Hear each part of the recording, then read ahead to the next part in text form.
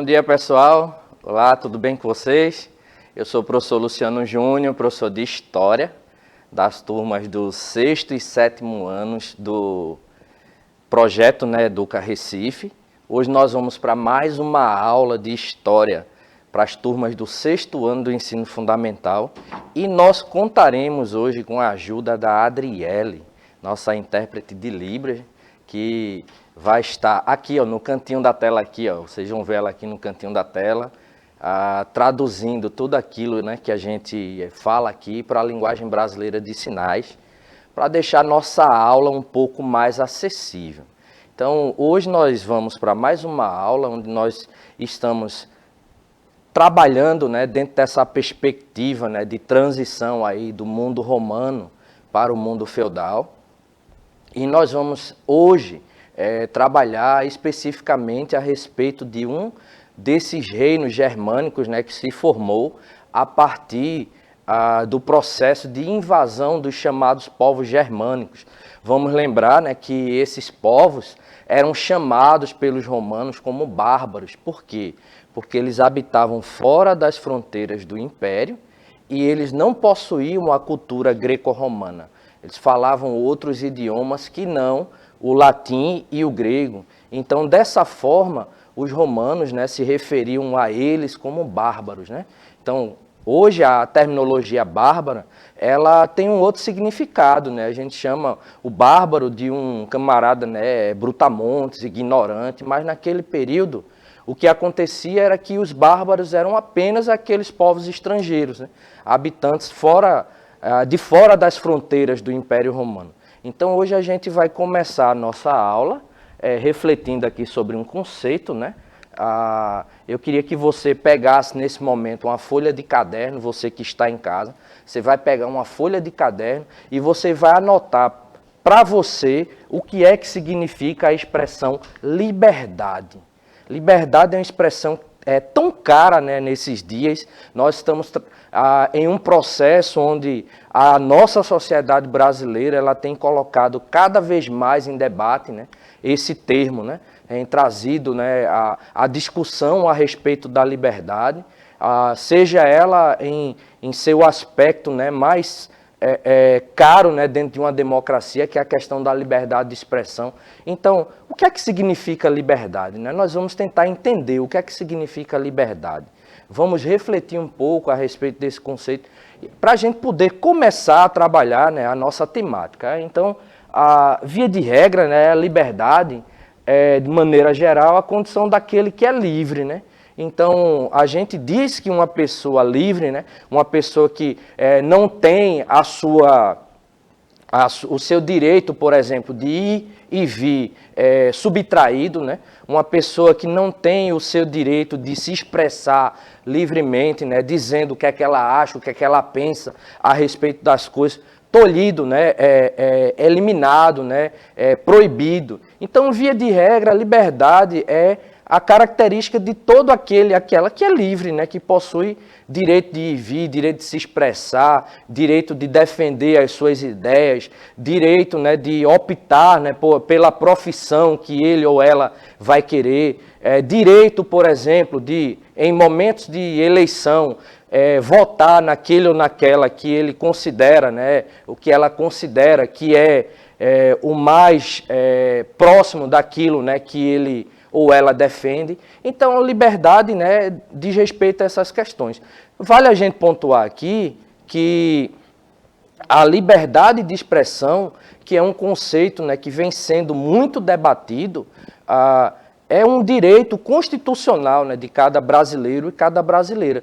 Porém, a liberdade de expressão ela tem um limite, porque a gente tem que levar em consideração que, apesar da nossa Constituição ela trazer princípios que são bem assim avançados dentro da dinâmica da legislação, a legislação brasileira, por exemplo, é considerada uma das legislações mais bem elaboradas do mundo. Mas, mesmo assim, a gente tem que levar em consideração que não existe nenhum direito totalmente absoluto. Nem mesmo o direito à vida é um direito absoluto. Porque, se assim o fosse, não existiria, por exemplo, o direito de defesa, né, pessoal, né? O direito, por exemplo, você vai ser assaltado, aí naquele momento você reage e você termina, por exemplo, por tirar a vida, né, daquele assaltante. Então, o direito à vida ali, ele é relativizado porque você entra na dinâmica daquilo que seria a legítima defesa.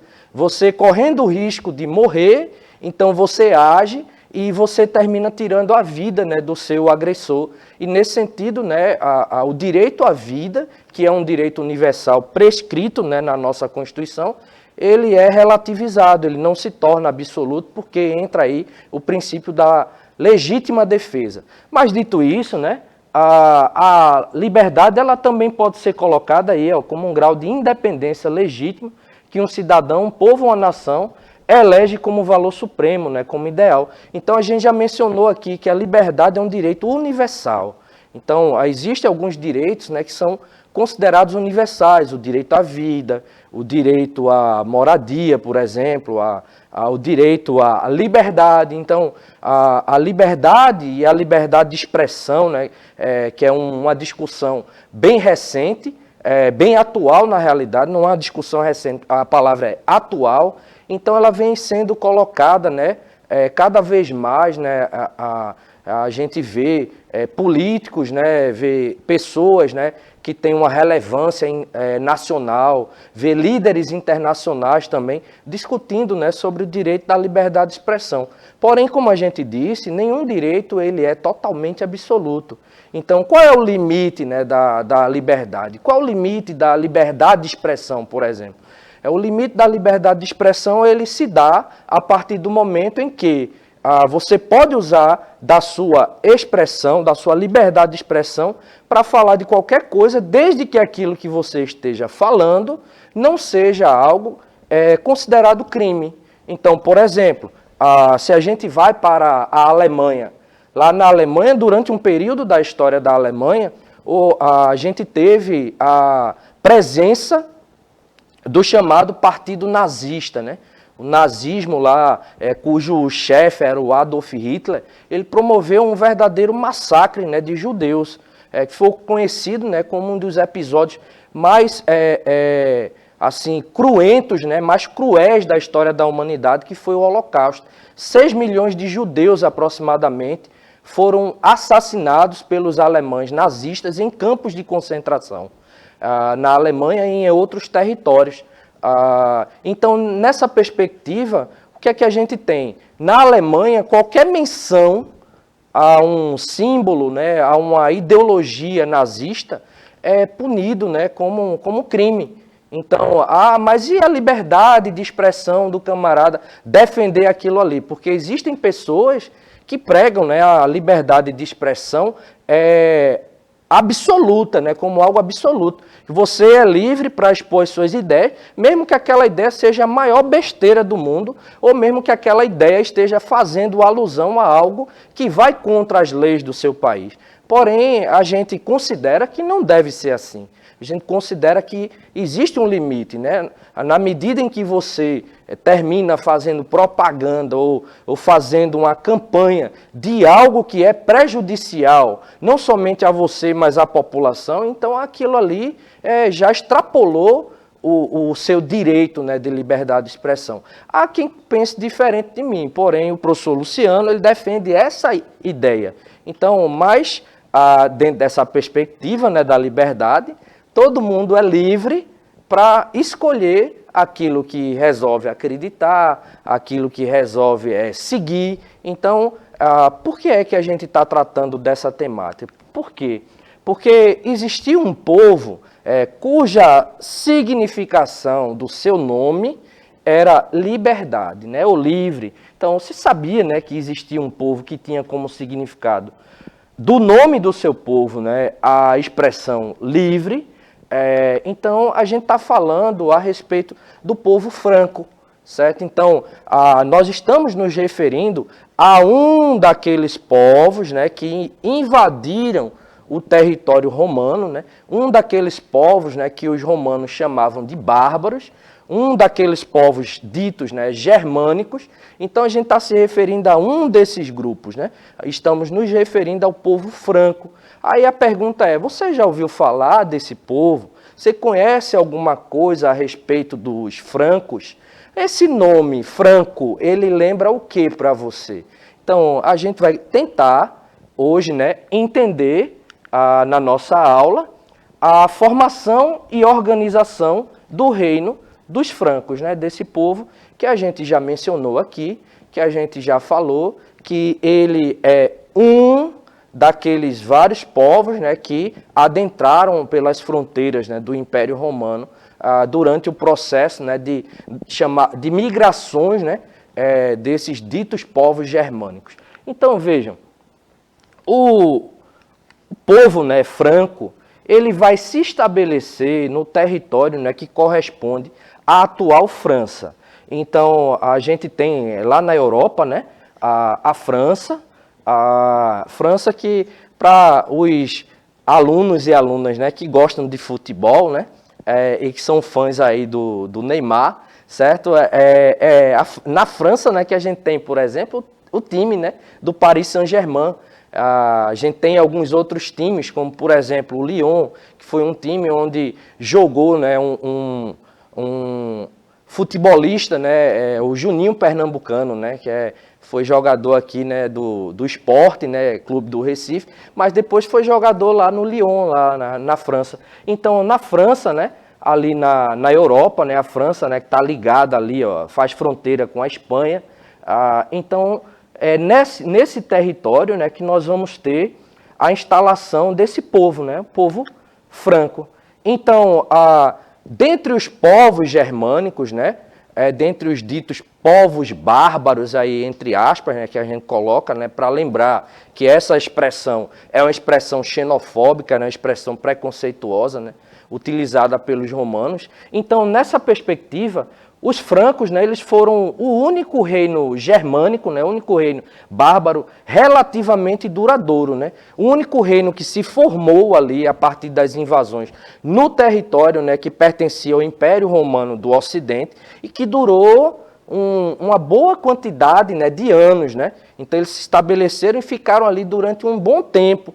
Então desses reinos, né, os francos, os vândalos, os suevos, os teutões, os godos, ostrogodos, desses reinos, então a gente tem que os francos, eles foram, né, aqueles que tiveram uma maior duração, né, uma maior longevidade, um maior tempo, né, de existência, ok? Então aqui eu coloquei uma tirinha, né, vocês já devem ter visto esse personagem. Livro de português, né, usa muito as tirinhas do Agar, o horrível, né? Então, para a gente retomar aquela questão dos bárbaros, né? Bárbaros, não bárbaros. Então, ele diz aqui, ó, filho, só existem apenas 2 tipos de pessoa no mundo, bárbaros e os não bárbaros. Aí o filho pergunta, de acordo com quem, pai? Com os não bárbaros. Então, o que é que ele está querendo dizer aí? Ele está querendo dizer que a classificação, né, que é dada a esses povos estrangeiros, né, como bárbaros, ela vem de um povo, né, que se auto-intitulava como não bárbaro. No caso, a gente retoma aquela questão, né, dos romanos, né, atribuírem aos povos germânicos essa ideia, né, de povos bárbaros. Então, dando continuidade, vejam, os francos, né, eles adentraram o espaço do Império Romano a partir da Frísia, na condição de federados. Então a gente tem no mapa aqui, observa aqui no mapa, né, que a gente tem a região da Frísia, né? Então observa aqui a França, o território da França, né? Aqui França, o território da antiga, o território da atual França, né? Então aquela região mais ligada ali, né, ao oceano, então é o território da Frísia. Então eles vieram migrando, passando aqui, ó, pelo reino dos saxões e adentraram na região da França, né, da atual França, na condição de federados. Porém, o que era um federado? Então a gente vai passar aqui a tentar caracterizar isso aí para que vocês possam entender, né? Então, o que era um federado? O federado era qualquer tribo, né, associada a Roma por um tratado, mas que não tinha o foro, né, ou seja, o status de colônia, nem ganhava, né, a cidadania, né, ganhava o direito de cidadania. Em outras palavras, né, ela era uma tribo que ela entrava em parte, né, do território, se estabelecia ali com permissão do Império Romano e ficava ali obrigada, ó, a fornecer um grupo, né, um contingente de soldados, né, se fosse necessário. Em outras palavras, o federado ele se instalava no território, passava a cultivar a terra ali, fazendo a proteção das fronteiras, impedindo que outros povos estrangeiros adentrassem no Império, e quando solicitado, né, pelo Império Romano, eles tinham que mandar um grupo, né, para servir no exército, ok? Vamos aproveitar aqui e dar uma pausa aqui para dar um alô para o nosso professor Henrique, né? O professor Henrique Nelson está aqui conosco. Lembrando, né, ele está aqui no chat. Então, você que está aí assistindo a aula, se você tiver algum comentário, alguma dúvida, então você manda aí pelo chat que o professor Henrique, ele está ali, ó. Olha ele ali. Bom dia, professor. Tudo bom? Olá, professor Luciano. Olá, turma do sexto ano, beleza? Ó, gente, tô aqui no chat acompanhando, né, vocês e tem um pessoal conversando. Tá rolando uma conversa bacana aqui, Luciano. Você tinha, né, provocado o pessoal no começo falando sobre liberdade, né? E a gente lançou aqui no chat o que significa liberdade para vocês. E aí a gente tem a Iana falando aqui, né? Poder ser livre, também fazer o que quiser. Aí João está dizendo que livre é decidir o que é melhor para você. Aí tem mais comentário aqui, né? O William está dizendo, tipo eu saindo de casa e dizendo, ai que liberdade, né? Então para ele liberdade é poder sair, poder transitar um pouquinho, poder fazer algumas opções. Dentro da perspectiva que a gente tinha mencionado no início, né? A liberdade, ela está associada, a gente colocou aqui, a liberdade está associada à capacidade da pessoa, né, de transitar livremente, de ter as suas escolhas respeitadas, né, de poder dar opinião a respeito do que quer. Lembrando, como a gente mencionou também, que nem mesmo a liberdade ela é um direito absoluto, né? Lembrando aquela questão que a gente mencionou da vida, né, também, a vida que é o maior de todos os direitos, deve ser, o direito que deve ser mais protegido, né, o direito à vida. Tem professor Luciano, tem aquele personagem, né, aquele herói famoso, né, que diz que todos os poderes devem ser vividos com responsabilidade. A liberdade também. A liberdade precisa ser vivida com responsabilidade e cuidado, com o seu cuidado e o cuidado com o outro, com sua família, né? Então não é só fazer tudo, né? Fazer as coisas com responsabilidade, né? Autonomia e responsabilidade. Tem um ditado, né, que diz, né, que a nossa liberdade ela termina, né, quando começa a do outro. Então, trazendo para a dinâmica de sala de aula, por exemplo, você tem a sua turma, né, de sala de aula, então você todo aluno gosta de zoar com um colega, né, gosta de perturbar com um colega. A gente foi aluno já, né, professor, e a gente perturbava também, brincava também, perturbar no sentido de brincar, certo, gente? Não no sentido de tá atrapalhando a aula do professor. Então a gente tinha, né, toda a sala de aula tem os seus grupinhos, né, você tem o seu coleguinha, a sua coleguinha, né, com o qual você mais se relaciona, e você traz aqueles apelidos, né? Então, mas lembrar que isso deve ter um limite, né? A partir do momento que você está lá perturbando com o seu coleguinha e ele fica irritado, então ali é a hora de parar, certo? Porque você já está gerando constrangimento para ele. Caso isso se prolongue, você pode estar, às vezes, sem querer, ou às vezes até querendo mesmo, né?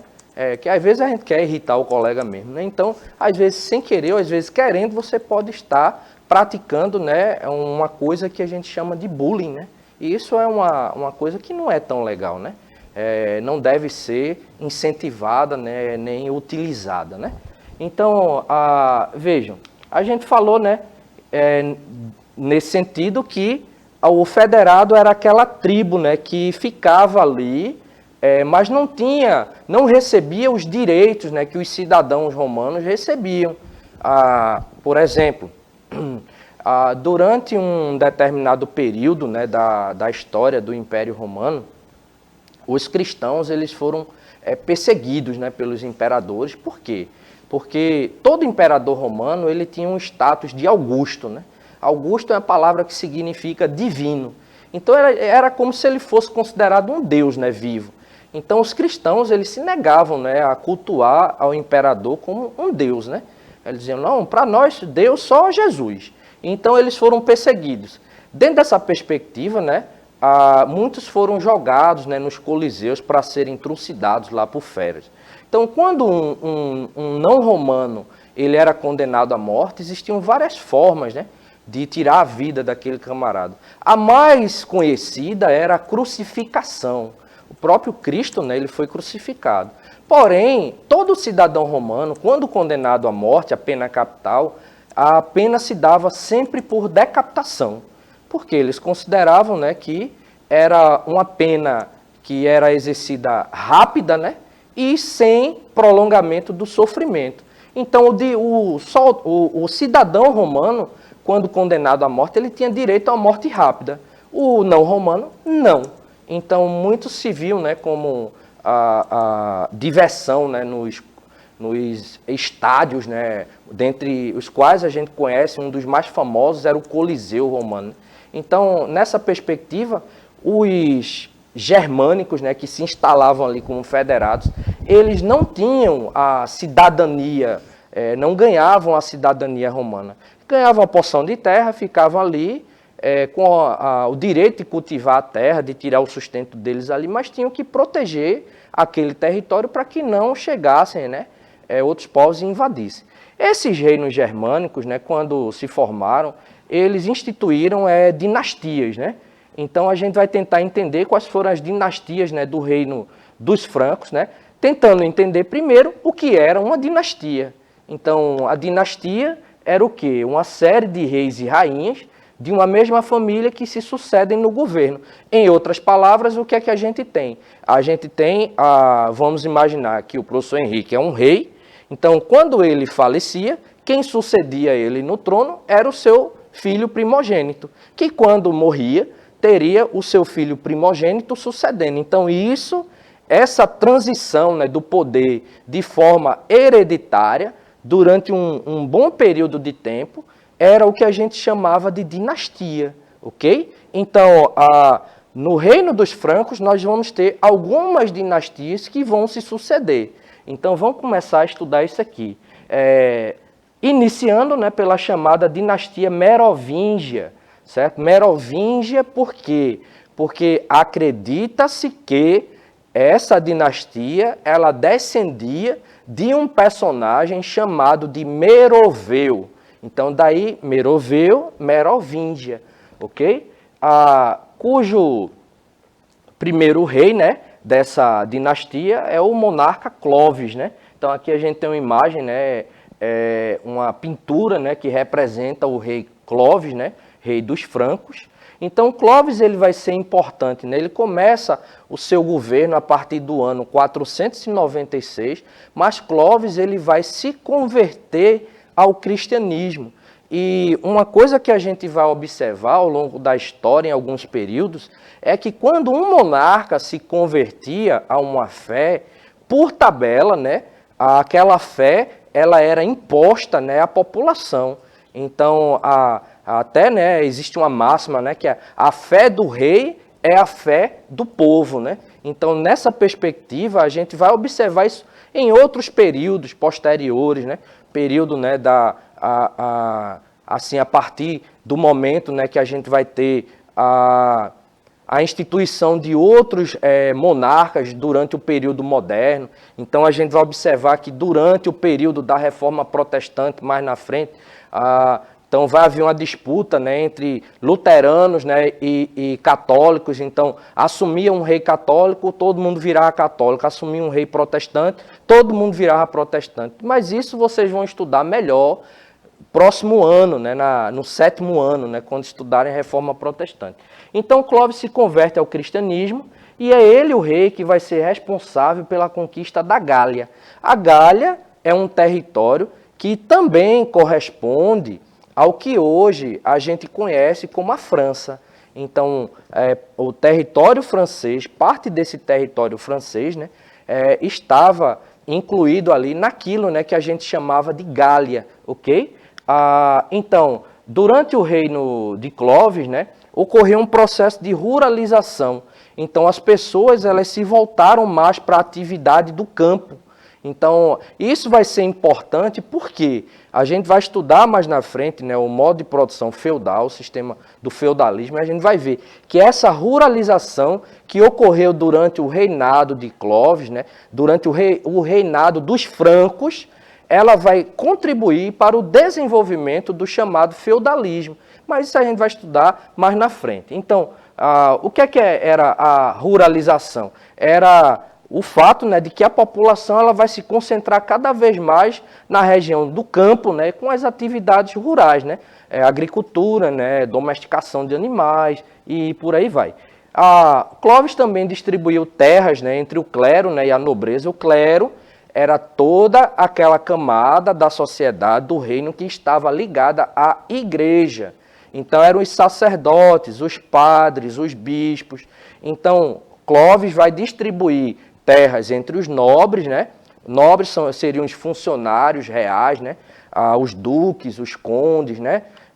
Os marqueses. E nessa perspectiva, o que é que vai acontecer? Ele distribui terra entre esse povo, entre essa parcela, né, da população, e é aquela parcela que vai começar a administrar aquele território. Então, o controle que ele tinha sobre todo o reino, ele foi fragmentado, porque a administração do reino, ela ficava agora dividida, né?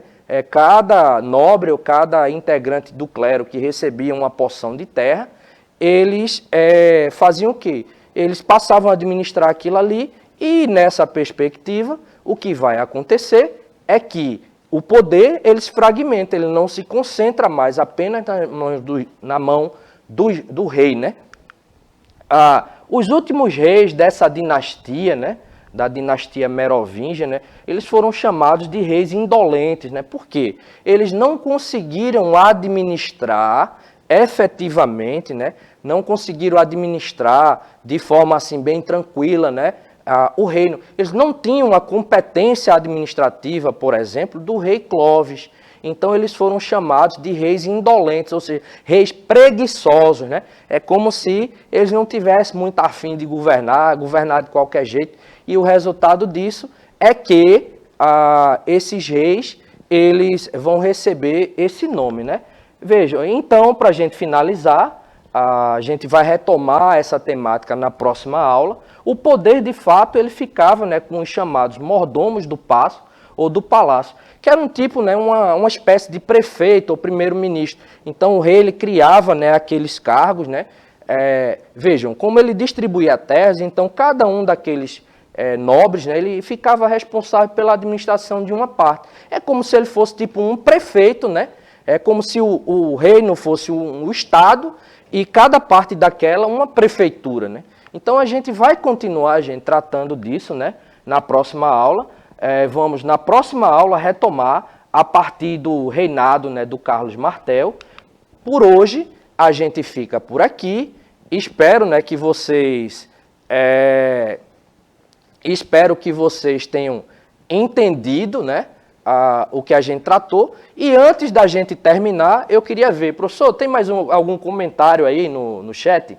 Eu vou só deixar um abraço para todos que participaram aí conosco do chat. Apareceu, né? O David fez algumas perguntas, mas eu respondi aqui, né? Ele queria saber sobre primogenitura, né? O que aconteceria se o rei não tivesse um filho. Eu expliquei para ele, né? Que normalmente a dinastia acabava ali.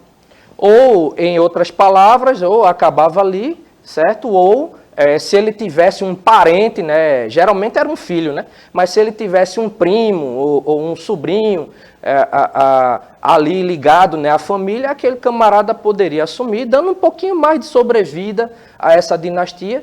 Mas, via de regra, né, o que acontecia é que a dinastia finalizava mesmo. Então, muito obrigado aí, gente, pela participação. Agradecer a Adriele, nossa intérprete, a presença aí do professor Henrique aí no chat. E é isso, gente. Tamo junto e até a nossa próxima aula. Tchau, tchau.